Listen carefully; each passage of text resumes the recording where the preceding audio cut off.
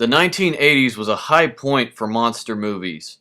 If there is one thing that many movie fans can tell you, it's that there was no shortage of creature features during the decade, some of which are well known, others that are well known to a cult following, and others that are not really well known to anyone.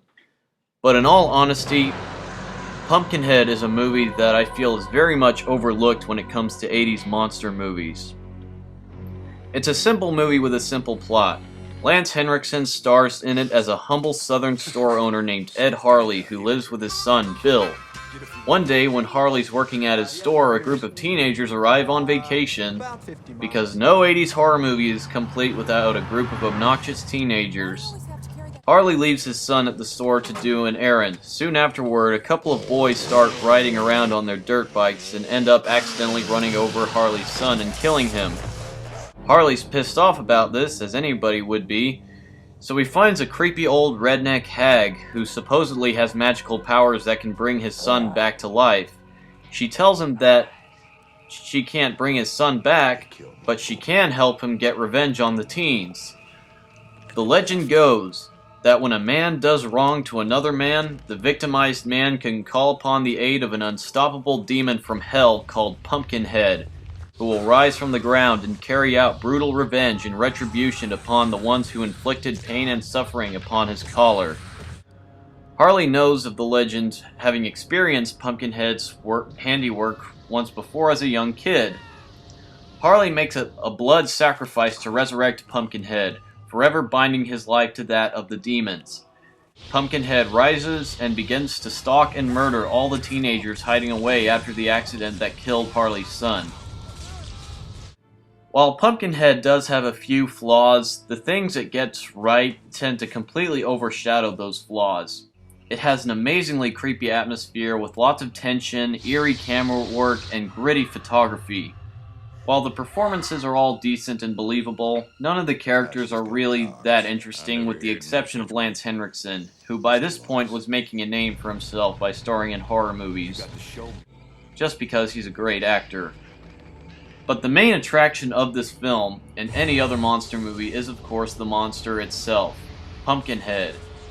The monster effects in this movie are absolutely spectacular, which is not really surprising because this movie was written and directed by the late Stan Winston, a man who is known for providing stellar real-life animatronic effects for several famous science fiction creature features such as Alien, Predator, Terminator, Jurassic Park, The Thing, The Monster Squad, and so much more.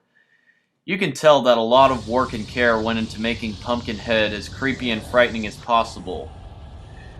Another interesting fact is that Pumpkinhead was actually played by Stan Winston's greatest protege, Tom Woodruff Jr., who played the alien in Alien 3 and the creature from the Black Lagoon in The Monster Squad.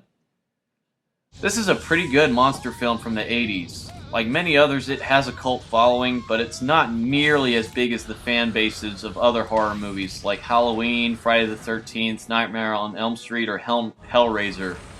But overall, it's got a creepy atmosphere, Lance Henriksen is the main guy, a cool-looking monster, and Stan Winston as the director. Honestly, what's not to like? The monster in this movie is very interesting looking, to say the least. You can tell that Winston has had several other influences from many of the previous monster movies that he's worked on. Whenever the monster shows up, there's this really creepy purring sound that's obviously done with a synthesizer. Even though it's somewhat low budget and primitive sounding, it's still pretty damn creepy. Honestly, if you're a monster movie fan, then check it out. I also want to pay my respects to the late, great Stan Winston. Winston was to live-action movie monsters what Ray Harryhausen was to stop-motion characters. His characters have left a huge impact on science fiction pop culture. In a world where most modern-day sci-fi movies are resorting to using nothing but cartoonish computer effects, it's always great to remember the people who worked tirelessly to bring us living, breathing monsters and creatures in movies like Stan Winston. From the Terminator to Predator Edward Scissorhands and Iron Man, he has created some of the greatest monster movie characters of all time. Rest in peace, Mr. Winston. You have earned it.